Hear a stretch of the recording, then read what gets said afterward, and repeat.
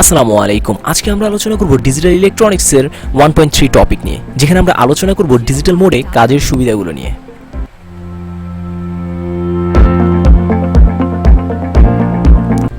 Digital মোডে কাজের সুবিধা সেগুলো নিয়ে আলোচনা করার আগে একবার জেনে আসি যে ডিজিটাল মোডটা কি।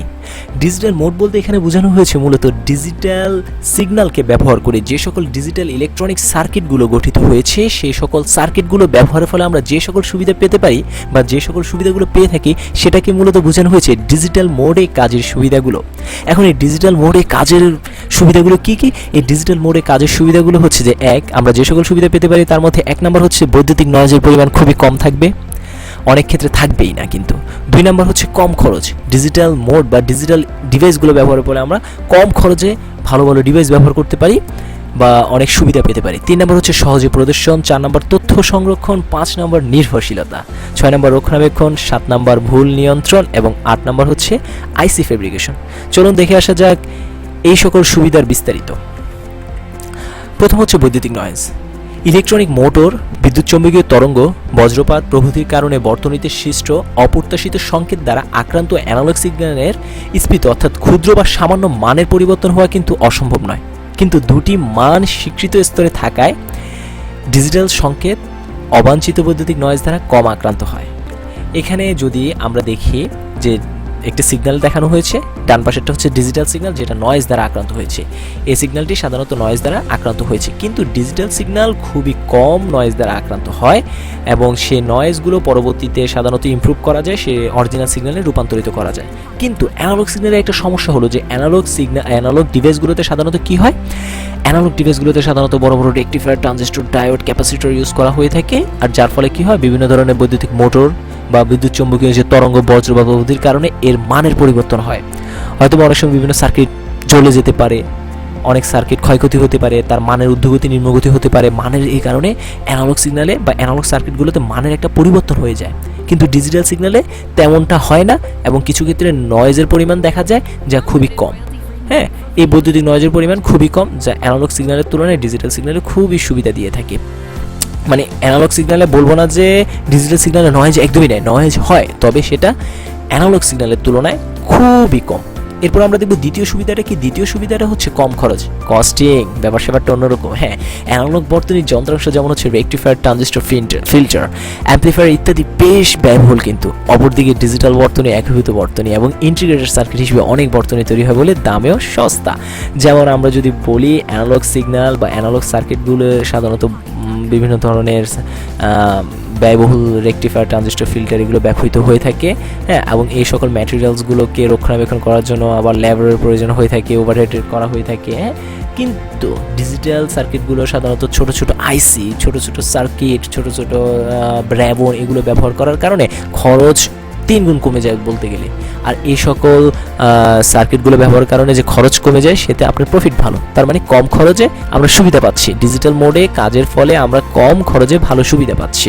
3 নম্বর সুবিধা যদি আমরা দেখি তাহলে আমরা 3 নম্বর সুবিধা হচ্ছে নির্ভুল প্রদর্শন। নির্ভুল প্রদর্শন যেমন আমরা যদি বলি যে অ্যানালগ পদ্ধতিতে কাটা দিয়ে যখন আমরা পরিমাপ দেখানো হয়, অ্যানালগ পদ্ধতিতে সাধারণত পরিমাপগুলো কাটা দিয়ে পরিমাপগুলো দেখানো হয়ে থাকে, সেক্ষেত্রে 5 ভোল্টকে 4.95 বা 5.05 পড়া অস্বাভাবিক নয়, কিন্তু ডিজিটাল পদ্ধতিতে ফলাফল সংখ্যায় দেখানো হয় বলে তথ্য ভুলের সম্ভাবনা কিন্তু একদমই কম থাকে।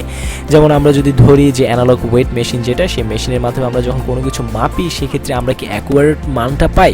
যেমন হচ্ছে যে যদি 5 পয়েন্টকে আমরা 5.01ও দেখতে পারি, 05 দেখতে পারি, অথবা 4.95ও দেখতে পারি, 98 দেখতে পারি।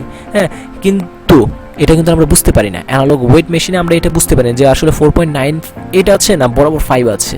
হ্যাঁ, এই যে মানের ক্ষুদ্র পরিবর্তন সেটা কিন্তু আমরা অ্যানালগ ওয়েট মেশিনগুলোতে ধরতে পারি না, কেননা এটার মানের পরিবর্তনটা অ্যাকুরেট মান প্রদর্শন করতে পারে না, কেননা এটা কাটার মাধ্যমে ফলাফল প্রদর্শন করে থাকে। আর যদি আমরা ডিজিটাল ওয়েট মেশিনে দেখি সেখানে সংখ্যায় সকল ফলাফল সুন্দরভাবে প্রদর্শন করে দেয়। হ্যাঁ, সংখ্যা পদ্ধতিতে ডিজিটাল ফলাফলগুলো প্রদর্শন করায় ভুলের সম্ভাবনা খুবই কম থাকে, তাই নির্ভুল প্রদর্শন ডিজিটাল মোডে কার্যের আরেকটি সুবিধা। এবং 4 নম্বর ডিজিটাল মোডে কাজের সুবিধা হলো তথ্য সংরক্ষণ। হ্যাঁ, তথ্য সংরক্ষণ ডিজিটাল পদ্ধতিতে খুবই সহজ, কম ব্যয়বহুল, অ্যানালগ পদ্ধতির চেয়ে খুবই সহজ। যেমন আমরা যদি বলি অ্যানালগ পদ্ধতিতে সাধারণত তথ্য আমরা সংরক্ষণ করি কিভাবে, বিভিন্ন বইতে অনেকগুলো বই থাকে বই থাকে, ফাইল থাকে, যেখানে অনেকগুলো ডাটা থাকে।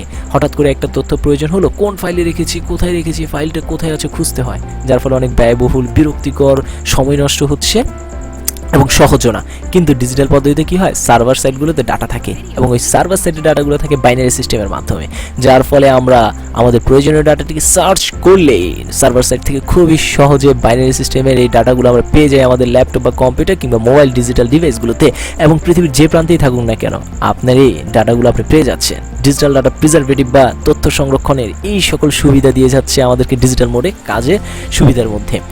এবার আমরা দেখতে পারি 5 নম্বর সুবিধার মধ্যে রয়েছে আমাদের নির্ভরশীলতা। এখানে বলা হয়েছে অধিকাংশ ডিজিটাল বর্তনী একীভূত বর্তনী দিয়ে তৈরি হয়। হ্যাঁ, আমরা জানি যে কি অধিকাংশ ডিজিটাল বর্তনীগুলো একীভূত বর্তনী দিয়ে তৈরি হয় বলে খরচও কিন্তু কম হয়, দীর্ঘদিন ধরে নির্ভুলভাবে কাজ করে থাকে, ফলে নির্ভরশীলতা বৃদ্ধি পায়। আমরা যখন কোনো ডিজিটাল ডিভাইসগুলো ব্যবহার করি সেই ডিভাইসগুলোর প্রতি আমাদের নির্ভরশীলতা বৃদ্ধি পায়, কারণ এই ডিভাইসগুলো অনেক দিন সময় ধরে আমাদেরকে সাপোর্ট দেয় বা আমরা ব্যবহার করতে পারি। হ্যাঁ, যার ফলে হয় কি এদের প্রতি একটা নির্ভরশীলতা আমাদের বেড়ে যায়। আমরা ডাটা রাখি, আমাদের অনেক তথ্য থাকে, ফোন নাম্বার থাকে। হ্যাঁ, এবং সেই ফোন নাম্বারগুলো ডাটাগুলো অনেক দিন ধরে সাপোর্ট দেয়, আমরা প্রয়োজনীয় ডাটাটা পরে খুঁজে পেতে পারি। হ্যাঁ, আমরা যে গুগলে সার্ভার সাইটের ডাটা রাখি, এটাও কিন্তু ডিজিটাল মোডে যে ডাটাগুলো রাখছি সেগুলো নির্দিষ্ট সময়ে কিন্তু আমরা রাখছি না, অনেকটা সময়, মানে ইউজ অফ টাইম, অনেক সময় পর্যন্ত, অজানা সময় পর্যন্ত আমরা ডাটাগুলোকে সংরক্ষণ করছি। কিন্তু এই ডাটাগুলো সংরক্ষণ করে আমরা এই ডিজিটাল মোডের উপর নির্ভরশীল হয়ে পড়ছি, তারাও সেই নির্ভরশীলতার মূল্য দিচ্ছে এবং নির্দিষ্ট সময় আমাদের ডাটাগুলো দিচ্ছে। তার মানে ডিজিটাল মোডে কাজের সুবিধা, পঞ্চম সুবিধা হচ্ছে নির্ভরশীলতা। এরপর আমরা 7 নাম্বারটা যদি আমরা বলি যে রক্ষণাবেক্ষণ কি ডিজিটাল প্রক্রিয়ায় তৈরি বর্তনীর মেরামত রক্ষণাবেক্ষণ অ্যানালগ বর্তনীর তুলনায় সহজ। ডিজিটাল প্রক্রিয়ায় তৈরি বর্তনীর মেরামত ও রক্ষণাবেক্ষণ অ্যানালগ বর্তনীর তুলনায় সহজ। যেমন হচ্ছে অ্যানালগ ডিভাইস, যদি একটা রোবোটিক্সের কথা চিন্তা করি, সেই রোবোটিক্সের যন্ত্রাংশগুলো কিন্তু একটু অ্যানালগ পদ্ধতিতে কাজ করে থাকে। হ্যাঁ, সেটা হচ্ছে যে যদিও নির্দেশনাগুলো আসে কম্পিউটার থেকে ডিজিটাল সার্ভিসে, কিন্তু একটি রোবটকে খুলে এদেরকে আবার ভেরিফাই করা বা এদেরকে ঠিকঠাক করা, হ্যাঁ, একটু বেশ কঠিন, বা একটু মেরামত করা অ্যানালগ যে সার্কিটগুলো রয়েছে সেগুলো একটু বেশ কঠিন বা সময় লাগে। কিন্তু ডিজিটাল পদ্ধতিতে যখন আমরা সাধারণত একটি ডিজিটাল ডিভাইসে দেখি, সেটাতে সাধারণত খুব সহজে ইজি আমরা সার্কিটগুলো বা ছোট ছোট হয় আমরা ইজিলি এগুলোকে পরিবর্তন করতে পারি বা রক্ষণাবেক্ষণ করতে পারি, যেটা অ্যানালগের তুলনায় ডিজিটাল সার্কিটে খুবই সহজ হয়ে থাকে। এরপর আমরা দেখি পরবর্তী সুবিধা হচ্ছে আইসি ফেব্রিকেশন হচ্ছে যে সাধারণত এখানে ফেব্রিকেশন বলতে আমরা যেটা বলি তথ্য চুরি করা বা বিভিন্ন ধরনের অপকর্ম করা, সেটা আর কি গল্প করা, এগুলো আর কি। সম আকৃতির আইসি, একই আকৃতির আইসিতে অ্যানালগের তুলনায় বহুগুণে বেশি পরিমাণ ডিজিটাল সার্কিটে ফেব্রিকেশন করা যায়। হ্যাঁ, এই সকল সুবিধাগুলোই ছিল হচ্ছে যে ডিজিটাল মোডে কাজের সুবিধা। আমরা এক নজরে দেখে নিই ডিজিটাল মোডে কাজের সুবিধাগুলো আসলেই কী কী ছিল। 1 ছিল বৈদ্যুতিক নয়েজ, 2 কম খরচ, 3 নির্ভুল প্রদর্শন, 4 তথ্য সংরক্ষণ, 5 হচ্ছে নির্ভরশীলতা, 6 নম্বর হচ্ছে ভুল নির্ণয়। আমি 6 নম্বরটা আসলে প্রেজেন্টেশনে উপস্থাপন করতে পারিনি, এখানে 6 নম্বরটা হচ্ছে ভুল নির্ণয়, যেটা বলা হয়েছে যে ডিজিটাল বর্তনীতে সংকেতের 0 এবং 1 এই দুটি মাত্র অবস্থা থাকায় ভুল নির্ণয় করা সহজ।